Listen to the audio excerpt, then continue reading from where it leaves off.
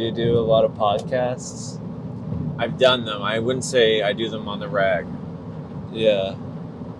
You just do it like when your friends ask, like your comedian friends ask you to? Yeah. Yeah, be a guest on them and stuff. Is this now? Yeah. Is the Hans Kim podcast started or like? Yeah, it's been going on for about 20 seconds now. But like you don't do like, hi everyone, welcome this week to Hans Kim. I'm going to be at Fort Wayne, Indiana. And welcome, please come out. Linktree -DJ Hans Kim. Kanye West is in the news. Any thoughts on Kanye West? Oh wait, are you asking me? Yeah. This is the most nonchalant podcast I've ever been on. Do you want to introduce me or? Yeah, this is Chris Trani. Yeah. He's from Chicago. He supports Kanye West. Stop. I did not. That's not true. That's not true. Yeah, the old Kanye for sure. Yeah, like Jesus Walks. Yeah. Or Graduation. N-Words in Paris. Yeah, sure. That's a great song. I don't know. It's kind of, we talked about this before we started recording. It's like he's kind of just creating his own demise. It's sad. Like, yeah.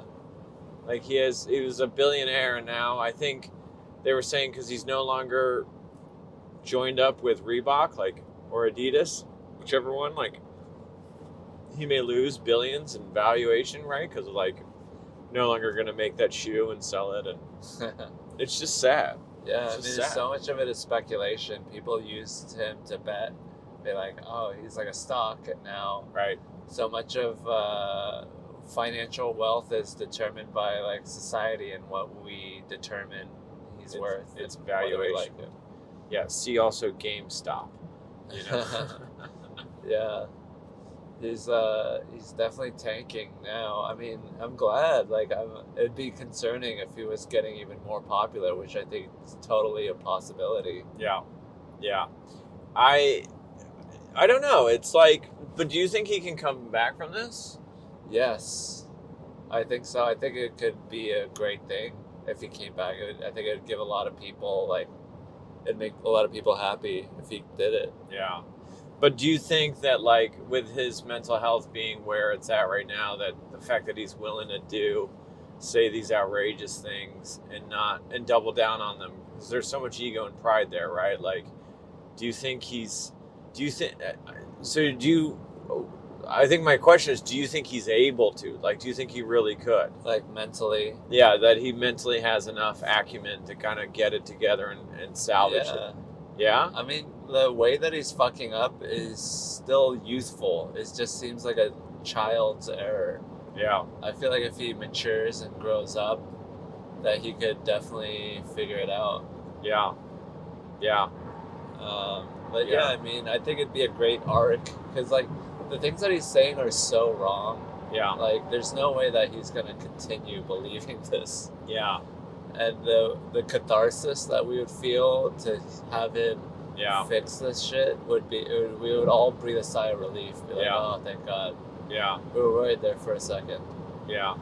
But I also think, like, some of these guys, they double down. You know what I'm saying? Like they don't want to admit that they're wrong. They're like they were like some of the awful politics. It's like a Donald Trump almost, where like you want to find your tribe that validates you. You don't want to admit you were wrong. You know? Yeah.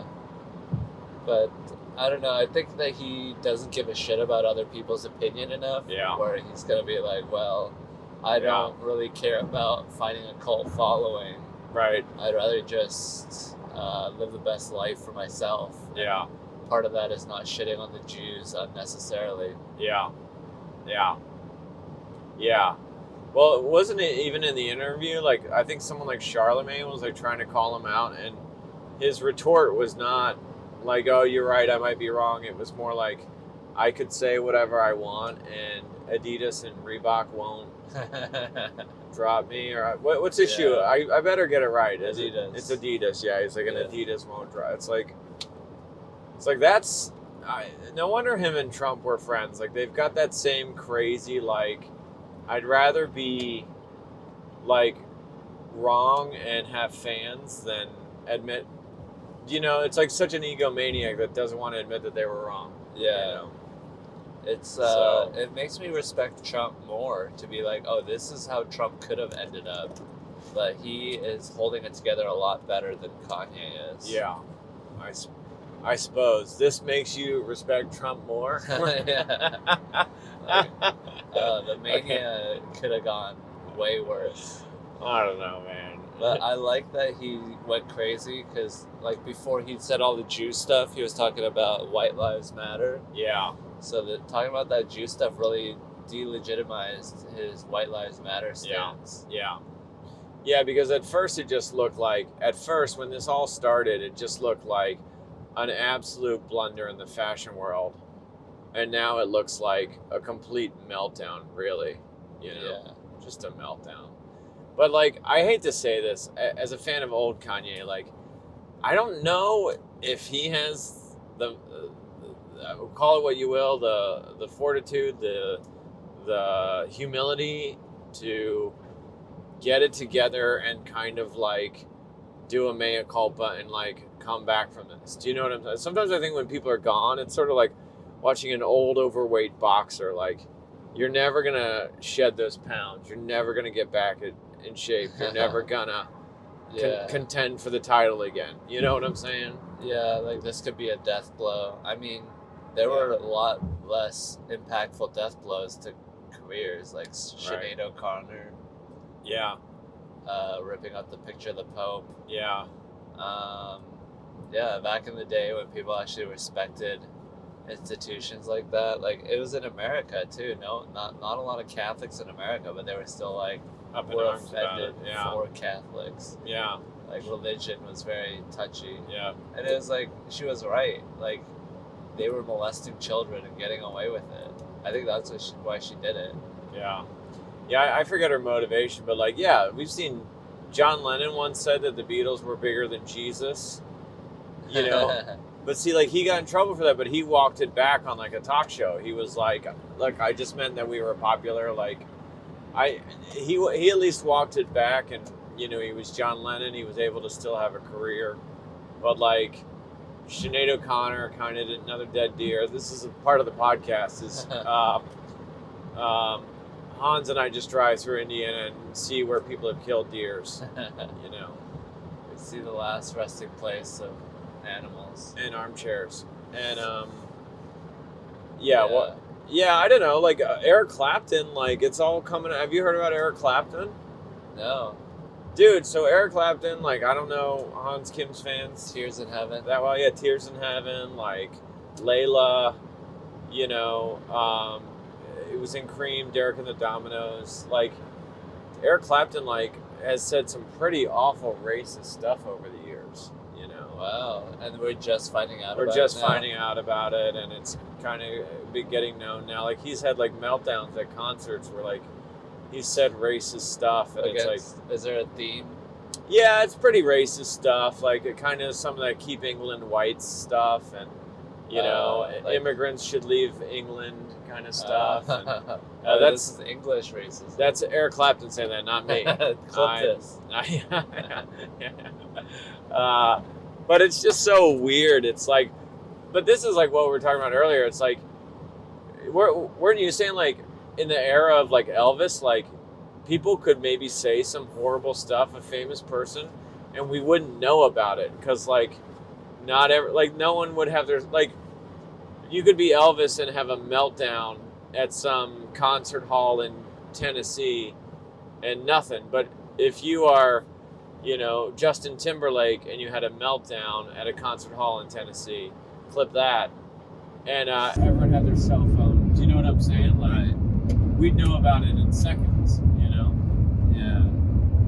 And plus, microphones are everywhere, and then, like, you record, like, going to the bathroom and live streaming your dinner and all that. Right. So there's just more opportunities to fuck up. Uh-oh. God, that scared the shit out of me. Yeah. I think what Hans is trying to say is that, you you should have been racist in the old days. That's when it was good. That's when it was good. Kanye needs to put all this energy he's putting into giving interviews and start making music with it. I don't know why he's not making music. Well, I have a theory that, as like the prolific musician that I am, I have a theory that, like, have you heard the Tarantino 9 movie theory? No. So Quentin Tarantino has a movie that, like, he's like, once you've done any major director after they've made 9, they actually get bored with filmmaking and they get bored with, like all that stuff. They just get bored. Like, you've made 9, right? You've wrote them, you've directed them, you do tour and press for them. Like, he's like, kind of boring after a while, like, and he thinks that most great filmmakers, doesn't matter who, Kurosawa, whomever, Coppola, like, start to make some bad stuff. So Tarantino has said something like, after about 9 or 10, he's like, you really want to retire, and he said that he will retire because he's kind of bored with the genre. And my theory is the same with Kanye. Like, his original albums were so well produced. There was like such production. Like, I mean, he had voiceover artists and guests, and it was very tight stuff. Like, with The Life of Pablo, he's literally like, what should we call this? He's like putting that out on Twitter. Yeah. And, it's like, what is it? The Life of Pablo? Or like, he put the acronym out there. He goes, what should this be? And someone wrote The Life of Pablo.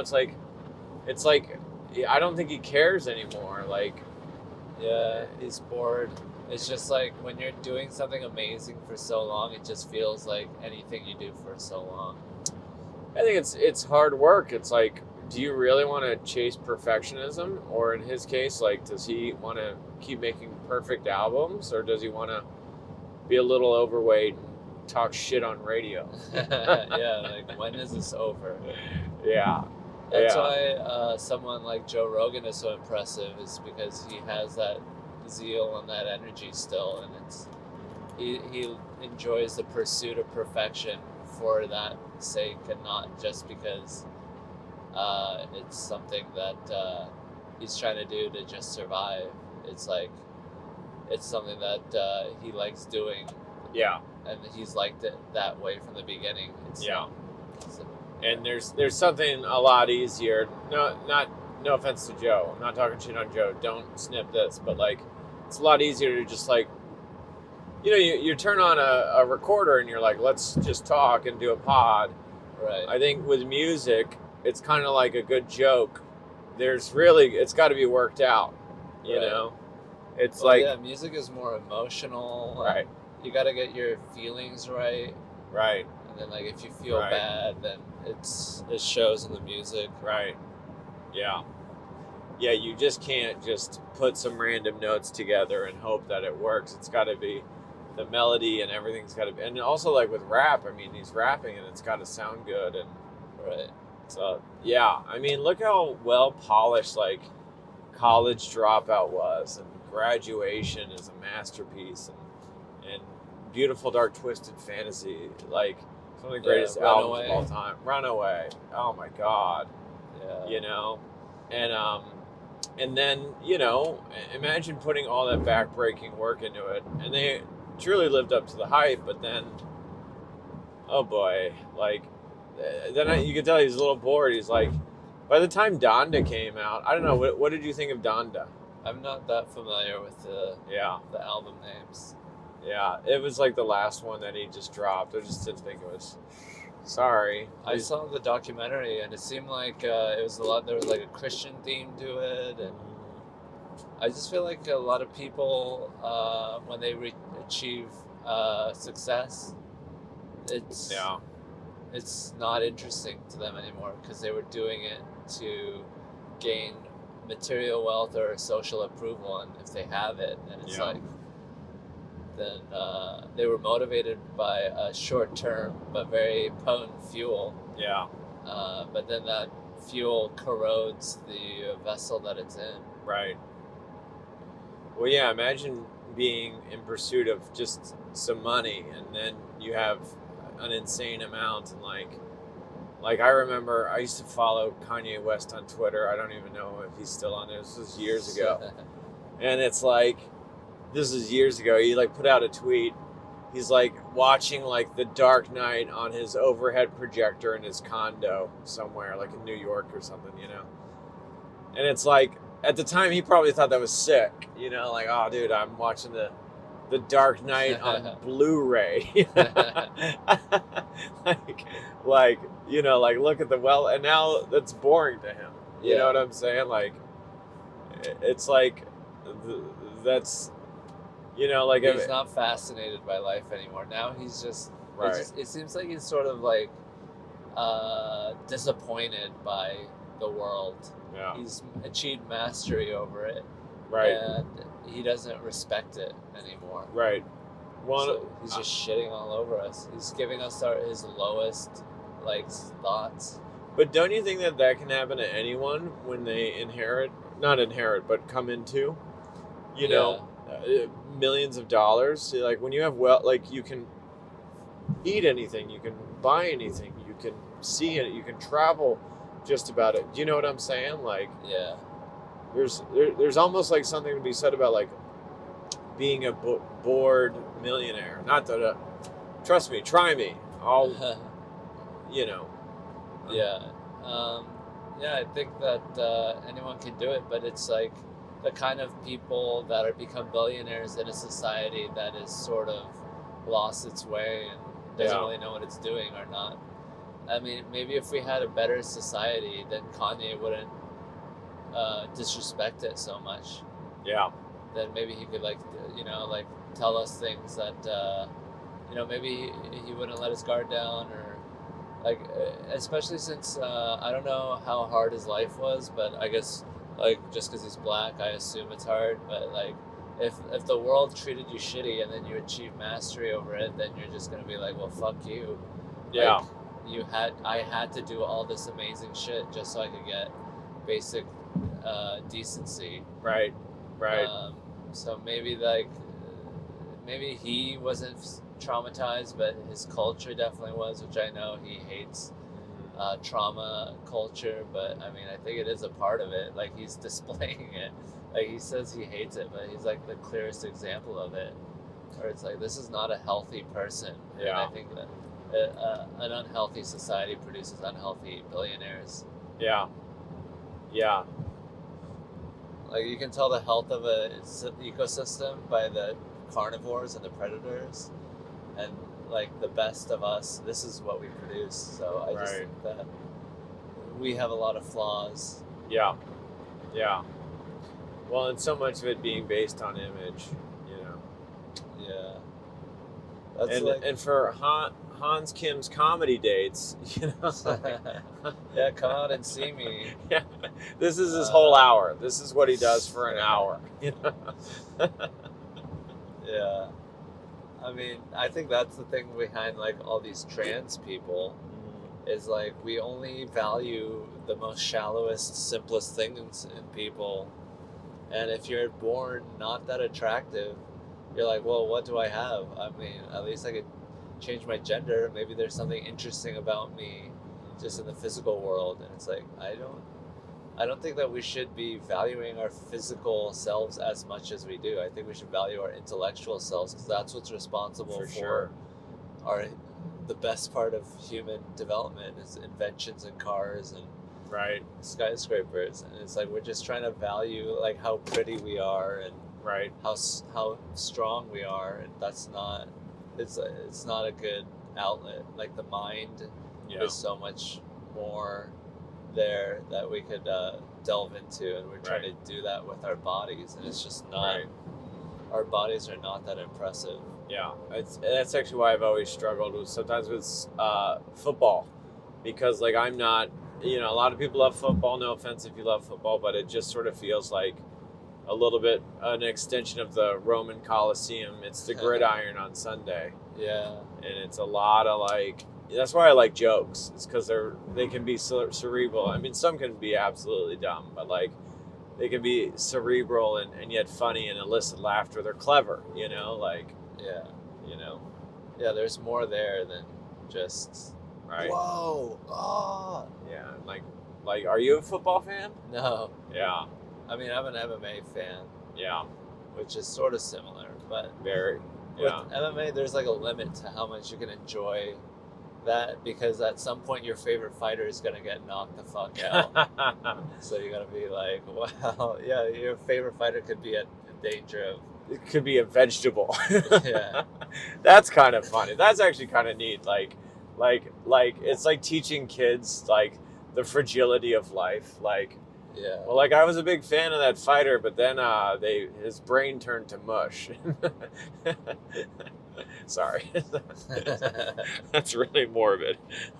Yeah. Yeah, it's like a dog dying. Yeah. I feel like it's gonna fall. That's how yeah, my brother once, I think he had his son and his dog was already in advanced years. He's like, in about 6 to 8 years, he'll learn a lesson about loss. Yeah. Great. Yeah. Yeah. Because you can't get that soon enough. Right. But yeah, I mean, I think like football and stuff like that, like there's a connection between like fascist groups in Europe and like soccer hooligans. Really? Yeah.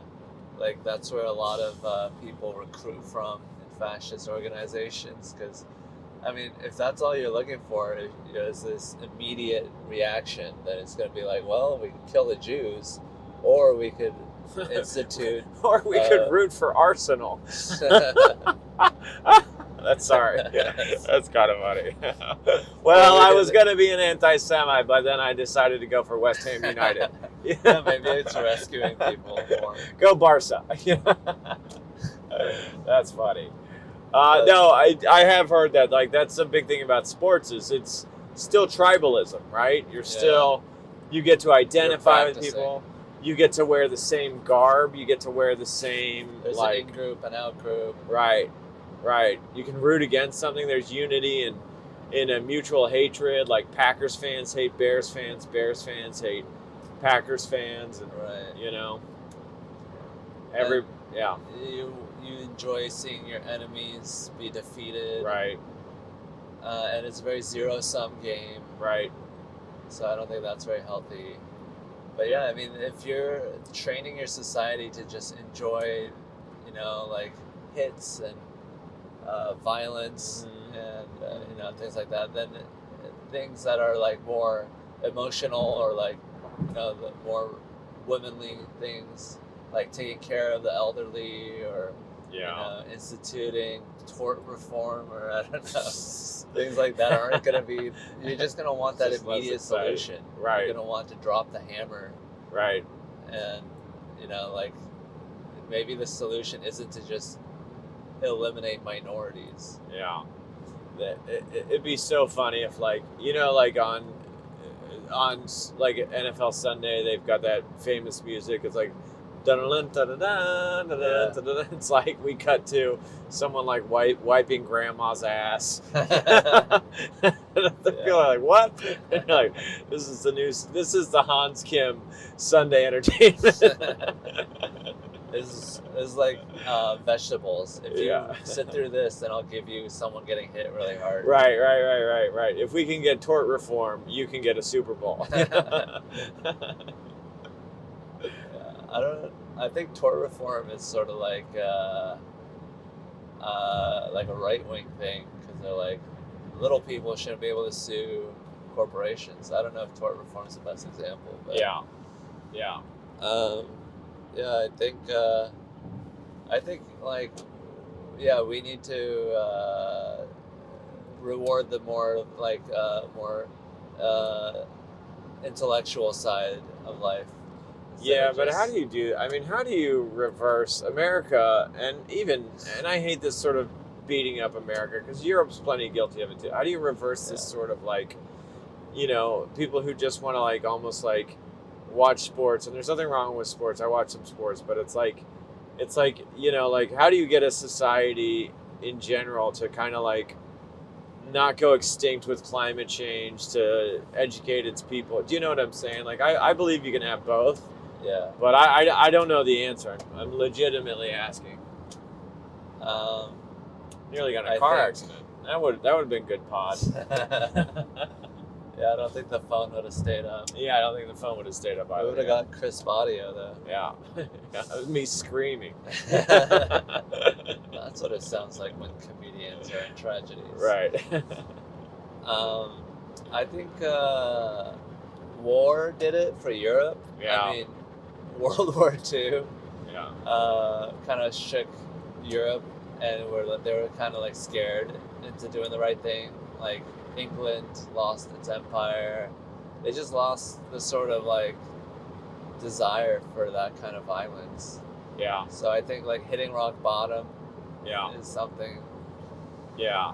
I think about that a lot. The absolute desolation of Europe through World War II Yeah. clearly led to, at least for generations, being like, no, like, we don't need war. Like, Europe seems to be, anytime there's like a geopolitical unrest, Europe seems to be very quick to be like, no, you don't, trust me, you don't want to do this. Like, you don't, Yeah. please I mean, don't. not enough, obviously. But I mean, France was very against the Iraq War and stuff like that. Right. But America Right. escaped a large part of the devastation. So I think Yeah. America is like Europe's Horcrux, if you're a Harry Potter fan. Good reference. But yeah, it's like we're living on. We're the Yeah. like the grossest part of Europe still. Yeah. Still Well, lives on. one of the theories about the U.S. is that we have this fantastic home court advantage of being in the Western Hemisphere, and immediately to the north of you is Canada, who are relatively peaceful, and then Yeah. Mexico, and it's tough to be invaded by a foreign entity. I mean, look how hard D-Day was, Yeah, and that was just the English Channel. right. And also, we had free real estate forever. Right. So anytime you had trouble, like, hey, the Italians are being persecuted, just go west, find Yeah. gold. And now we run out of land. And Yeah. it's like we can't just give people land anymore. Right. So we're gonna have to like address our problems. Right. Yeah, and it's so I think there is a little bit of and a lot of our I don't know, Americans also have, through our film and television, have really glorified violence and war and stuff, and and so there's a little bit of a romanticism of being a soldier and going off and fighting, but Yeah. this is a feel good podcast. Huh? Is this normally what your podcasts are like? Yeah. It's kind Yeah. of Okay. sad. Yeah. I mean, I think we can fix it. I mean, Yeah. everyone that's existing now has had a violent past, like the Yeah. Mongols, the Romans, and all that. Yeah. It's just like, do we want to? I don't think we want to. I think we still want to conquer and take over, Right. which is becoming obsolete. And we just have to sort of enjoy the finer things in life. We can't just enjoy winning World War II Yeah. and storming the beaches, and that kind of visceral joy, I think, is it's too there's too much collateral damage Yeah. for the amount of joy that you get from it. From conquering. Yeah. Yeah.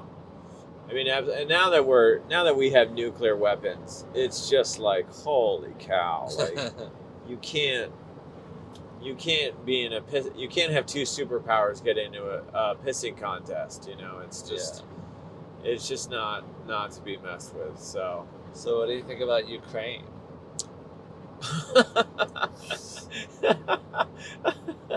You can see me every Tuesday at the House of Blues, or you can after I answer this question. No, I'm kidding. I think it's incredibly sad. I think there's something. Talk about. It's interesting that you would ask this question. I think we can draw analogies to Putin and Kanye, of sort of like Putin being a billionaire and bored, and already having at one point cemented his legacy. And then I think almost like, you know what, I really believe in this sort of like Russian belief that of manifest destiny, and we should own the Ukraine, and talk about a guy It is interesting that you would ask it. Talk about a guy just like Kanye who just shit his legacy down the toilet. Yeah. I mean, the guy could have rode off into the sunset with this, I mean, he was a billionaire president of Russia who, helped their economy and stuff. And it's like, but now all that goodwill is just down the drain by a senseless invasion. So, not a fan. How about you? It's crazy that he's doing that in 2022. Right. I mean, I think that he sees where Russia is headed, Yeah. and he sees that they don't have a very good future, Yeah. and this is a desperation move. You think? Yeah. But I think it's only hurting it because they had to freeze their stock market and they can't, and their oligarchs are running for the hills, and and it's actually messing up their economy. Yeah, it's definitely a hard thing, but Yeah. I think that the cards that they were dealt weren't very good, and I think it's Right. a large part of that is America. Just Yeah. like we won the Cold War, and then we just kept fucking with them, Right. kept taking from them. I think the reason why Putin is in charge is because they had no other alternative but to answer violence with violence. Right. Yeah, I mean, if Russia was allowed to enter the world market after the Cold War, and if they were given a fair shot, I don't think this would have happened. But we don't live in a world where we're kind to other countries. Right. I mean, America is a country that will take from other countries as much as possible. I mean, like what we did to Guatemala or Brazil or Latin American countries that it's put in a puppet dictator for like bananas. Yeah. But I mean, my country of South Korea is doing good now.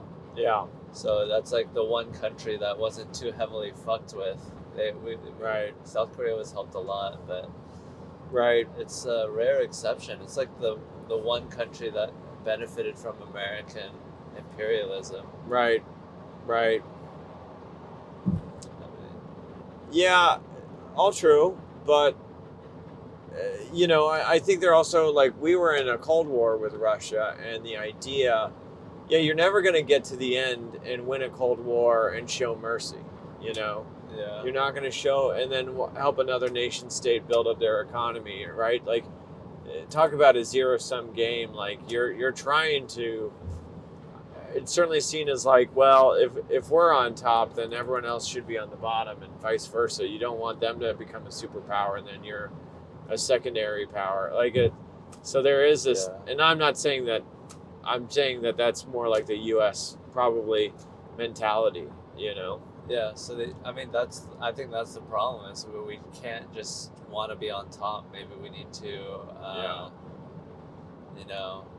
like live in a more UN type world or Sweden. Be like, yeah, we Right. might not be the best, but our people are surviving. There's not riots in the street.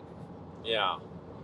But like the Cold War, like that wasn't instigated by Russia. That was instigated by America, and we just didn't want them to do what they were doing. Which is like, why not? Like, if they want to do communism, like, why are we so vehemently opposed to that? And I think it's because it's a threat to what we have here, which is billionaires. Sure. It would be such a violent change from a free market economy to communism. Although again, like, and this has been the criticism, we're not truly free market, right? Like when George W. Bush was president and we had the 2008 financial meltdown, they were bailing out banks like crazy. Like, and even George W. Bush in his speech in the Rose Garden, he goes, "Now, while I'm all for the free market, there comes a time when you got to bail people." It's like, so, it's kind of a lie, right? Everyone's free. Every Republican leader is a free market guy until they need to do a bailout, and I don't know, it's just nuts. Yeah, I mean, it's not a free market. It's a market that supports billionaires. Yeah. And that's the whole goal of it. Right. And billionaire companies. And Yeah. But I've always wanted to be on a communist talk radio. Well, I think it's like we were better than feudalism back in Yeah. the 1776s, Right. but then we just sort of stopped right there.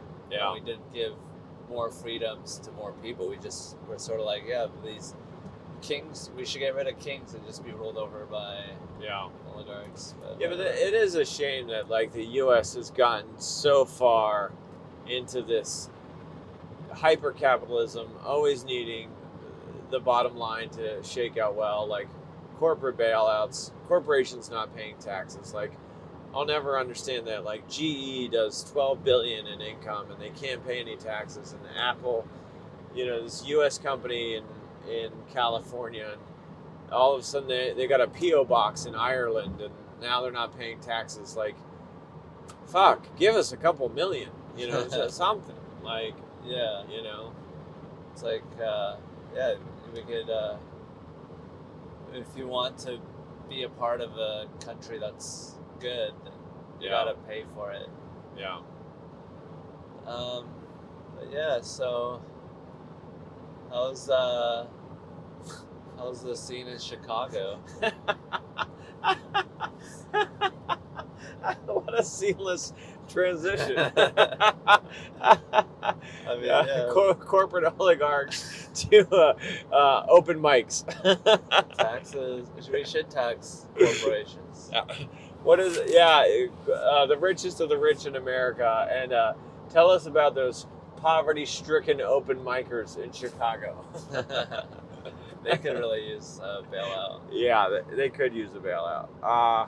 Man, I think what I'm realizing now, I've been sort of like traveled a little bit, participated in scenes or seen scenes like everywhere. It's like New York, Chicago. I did a month in San Francisco this year. And hearing you talk about Austin and other places, it's like, I just think they're all the same, in my opinion. Yeah. I've yet to meet anyone who's like, ooh, the local comedy scene, everybody builds everyone up and they're so supportive and like, no, I think it's just human nature. It's like every comic, I don't know if your listeners are all comics or not, but like for those of you who aren't comics who are listening, it's like comedy's no different than anything else. I thought it would be, I actually got into comedy to get out of the rat race, and now I just find myself in a different rat race. It's just the rats are all the rats are funny, and it's still a rat race, right? I mean, you got headliners and features and hosts and open micers, and there are people who never seem to graduate out of open mic, and I mean, the city is just a skin that you want to look at while you do comedy. Like, would you rather be, having public transit and all that, right, or would you rather be in a smaller scene, only go up once a week? Right. That's a great way to look at it. Yeah. Just like a dressing on the outside. Yeah. That's a great way to look at it. Like, what skyline do you want to look at while you tell your jokes? Yeah. Like, what kind of accent do you want to have heckle you? Yeah. And like, because it's like, I will say, like, I was in San Francisco for like a month earlier this year, just living out there, and like, that's a great scene. They've got clubs, they've got Punchline, they've got Cobb's, they've got the Improv in San Jose, which I think you're going to be at in December or something, right? That'll be awesome. And it's like, it's just stuff like that. It's cool. They've got a scene, right? Clubs and features and headliners, and I'm sure their own share of drama. It's like anything, Yeah. Basically, take those human elements and put them in any scene, and I think you've got it. I mean, Chicago rocks, right? Like we have fantastic independent shows. Tight Ship Comedy, I run that one. I run a show at the House of Blues. That's Chicago Comedy Club. There's Comedians You Should Know. Those are probably like some of the best independent shows. But then we've got like clubs, Zanies, of course. The Comedy Bar. I feel like Hans, where am I going with this? I don't know. Basically, it's the same elements wherever you go. The scenes. Yeah, the scene. Yeah, I mean, it's Yeah. really the people Yeah. in the scenes and who you get along with and how you happen to have met and what kind of relationships you can form. Yeah. But yeah, I think it's I think you should move around until you find one that fits you or learn how to fit into whatever scene you happen to be in. But Right. yeah, I mean, it's hard to move around unless you live in a van, and then you can find the best scene for you. Yeah. Uh, Is that how do you feel like Austin, like when you found Austin, did you feel like it was the best scene for you? Or do you feel like maybe at the time, just because the Yeah. fucking pandemic and everyone was all fucking Yeah. shut down, and yeah, it was. I loved LA. I mean, honestly, I probably wouldn't have stayed in Austin unless I had gotten the opportunities that I did, Yeah. which have been great. So I probably. I think it's a great scene. I think there's a lot of great energy there. But especially since I was living in a van at the time, I don't think I could stay in Texas during the summer months Right. unless there was a really good reason to. But Like because it was so hot. yeah, Yeah. and humid, and it's hard to live in a van there. You can't open the door. Yeah. I don't know what helps. Yeah. But yeah, I had an AC unit. I plugged it into my friend's house that I was staying at. Nice. Yeah, and I made it work. But I had that- my own little room. That must have saved you just to.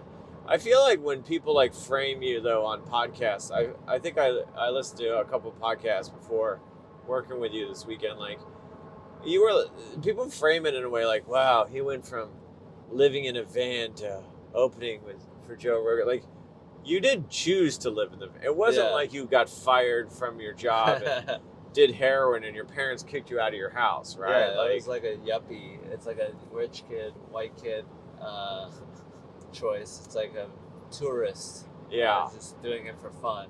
Yeah. But it is sort of a crazy move to make, and Yeah. not a move that a lot of people are willing to make. So it took a level of dedication. Oh, 1,000%. I'm throughout all the respect in the world. Like you basically were like, I want to go so hard at comedy that I'm gonna avoid rent and live in a van. Like I don't think I could do that, you know. So kudos to you. I But- mean, I don't know if it was my love of comedy or my hatred of myself. Or I'm just like, I don't deserve good things. Or resentment of a landlord. Yeah. Yeah. I'm just saying that if you wanted to be on Oprah when she gets her show back or whatever, you write a book like, you know, From the Van to Rogan or something. You know what I'm saying? Yeah. Like, yeah, just skip the part in the beginning where Yeah. I was living in Bellevue, Washington. right. Yeah. like living out here is hard. And it's like from the van to the creek in the cave, you know, or Yeah. I don't know, you know. The creek to the cave. Yeah. But yeah, it's just, I don't think that it should be, I don't think it's the best way to create comedy. Yeah. I think it's an interesting way to create comedy, but I would rather have like a Swedish society where people have basic wages or like Yeah. food and shelter, and then if you want to do whatever, you dedicate yourself to it, then I Right. think that's the best way to make art. Yeah, there is something to be said about like I do wonder how much American creativity is not capitalized on because so many people are like, well, I have to have this job to have this health insurance to pay off my, you know, and to work to pay off my student loan debt. It's like, I don't know if you're going to get a great, you know, painter or writer if they're so, do you know what I'm saying? Like Right. trapped in that, you know?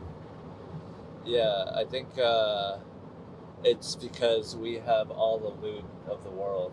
We're the richest country, so Yeah. we can gloss over our imperfections with just the amount of shit that we have. Yeah. And like Sweden is a great country, but they just don't have the same amount of shit. Right. So they just can't create McDonald's or whatever because all the loot of the world is not going to them. Yeah. I will say that there's something in our culture that inherently does love that kind of efficiency and mass production. And that's art, right? That's like your Henry Ford, you know, the with Assembly a Model line. T. It's Yeah. like he was like he invents the assembly line, and then we just apply it to the cheeseburger. You Yeah. know, now we've applied it to say Amazon or Yeah, it's like making as much shit as possible yeah, and not really worrying about the social good or Yeah. quality of life. yeah. Well, I mean, Um, you when you elected to go to van life, right? Like you're doing, it must have been. You must have then been like, well, I'm not going to buy a book. I'll rent it from the library or I'll borrow it from a friend. Like you must have like kept your possessions to a minimum, right? right. So you had to make a conscientious choice to sort of like, you're like, oh, I really want to read this book, but you wouldn't read the book. You would just, do you know what I'm saying? Yeah, like living in that kind of mindset of doing with less. Yeah. Um, yeah, so are you saying like that's not American, or like I had to forego that kind of mindset? No, I wasn't even commenting on it so much as just curious about like, see, like if I buy a book now, I'll just put it on my bookshelf. Like I've got enough space or whatever. Like, but van life, like you must have been like, fuck, what am I gonna do with? I borrowed 4 books this. You know what I'm saying? Like Yeah. they're in the way. You know? You can't be as decadent as you were before. Right. Which I think is good because you really can't read 4 books at once. But Yeah, smart. if you do finish one book and you have another book right there, it's just a little more convenient. You just have to be a little more conscious when you're living in a van to just be like, I need this, I'm going to go out of my way to get this. And that just sort of changes your relationship Right. to stuff. Right. Like, just having more isn't necessarily better. Like, look Right. at the primitive cultures that are just happy with what they have, and Yeah. they know how to use like everything, like a seashell and stuff. Yeah. Well, there's such a.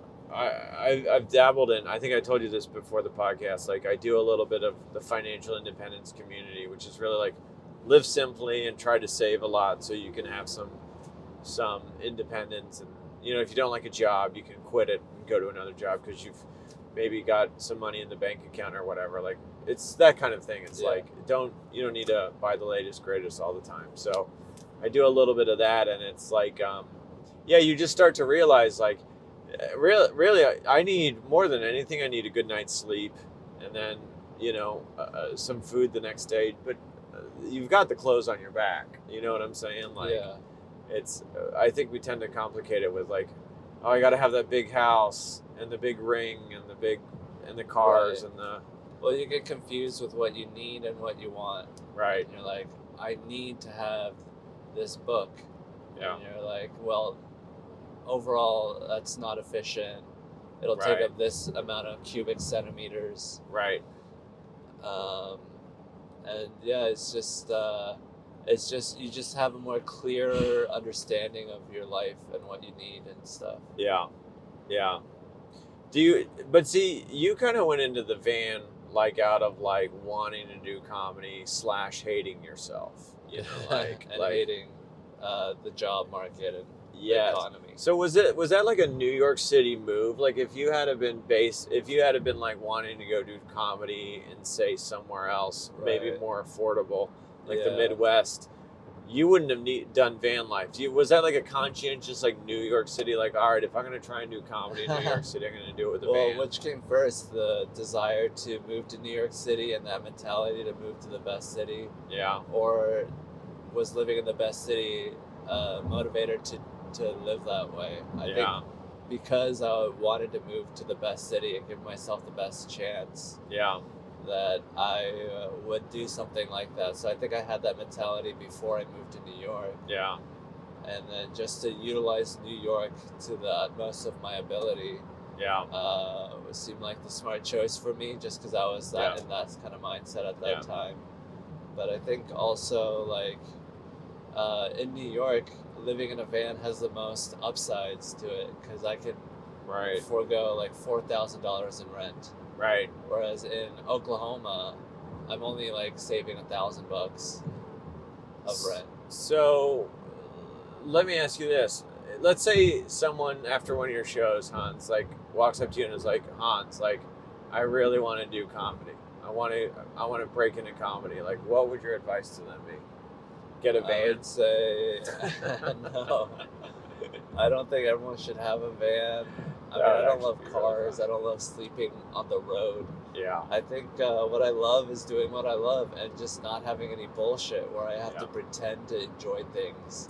Right. Or just sit through my life and wait for it to be over to start my life. I think like just getting rid of any time where your soul is being slowly fucking atrophied away, I think is the best thing to do. I think that our souls, our spirit, our joy of life is such a resource that is so commonplace to squander that, and I think that respecting that in yourself is an important step to take to if you want to do an art form where you're going to be expressing yourself and communicating. Because if you don't love yourself, or if you don't respect yourself enough to give yourself your own life, then how are you going to respect an audience of other people?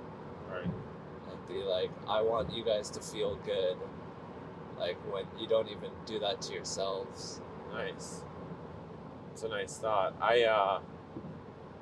That's awesome. So your sort of like mantra or whatever, like ethos is kind of like, you're basically like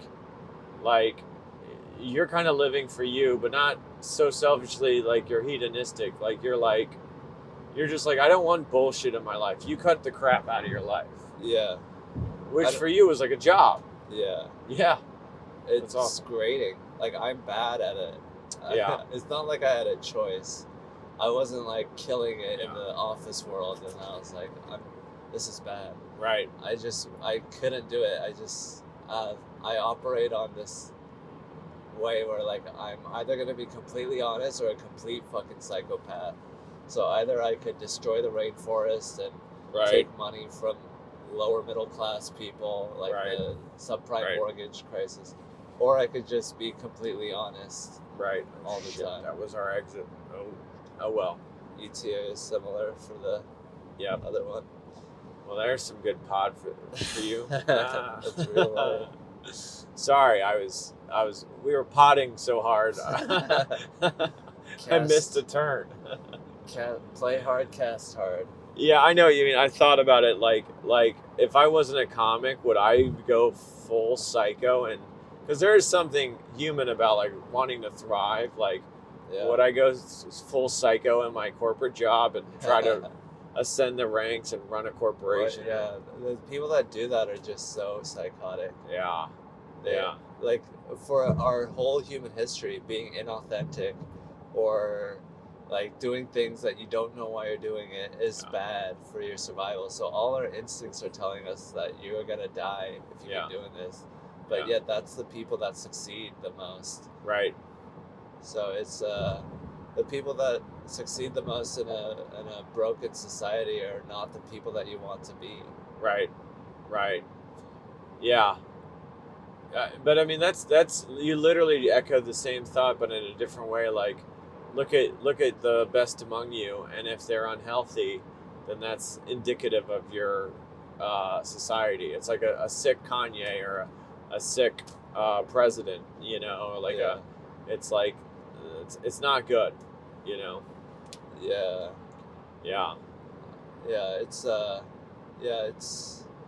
It's hard to have to come up with your own structure for life on your own. It'd be better if we lived in a culture that could provide that for us, and then we could build on top of that. Right. But it also creates interesting people because everyone has to come out with a life solution on their own. So everyone's unique.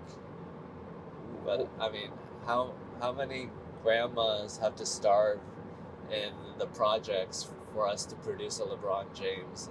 Is that worth it? Right.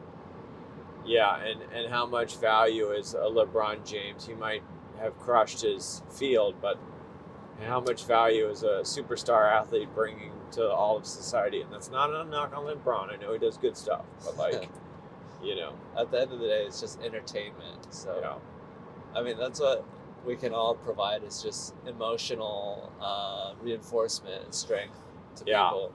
But you also have to make things and provide basic services for people. Right. And those services are all stripped bare to make as much profit or to cut down an overhead. So, I mean, until you can get everyone to be on board with like just helping people, it just Right. one extra social worker is isn't gonna really do that much impact. Gotcha.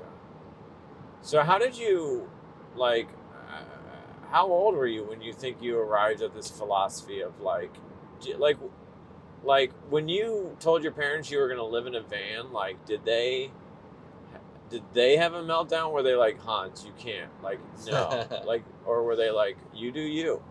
Well, I was I got fired from my startup job, and I moved in with my parents. Yeah. And then they were like, "What are you gonna do with your life?" And then I just started doing comedy, and they were like, "Why are you going out late at night?" And I'm really concerned.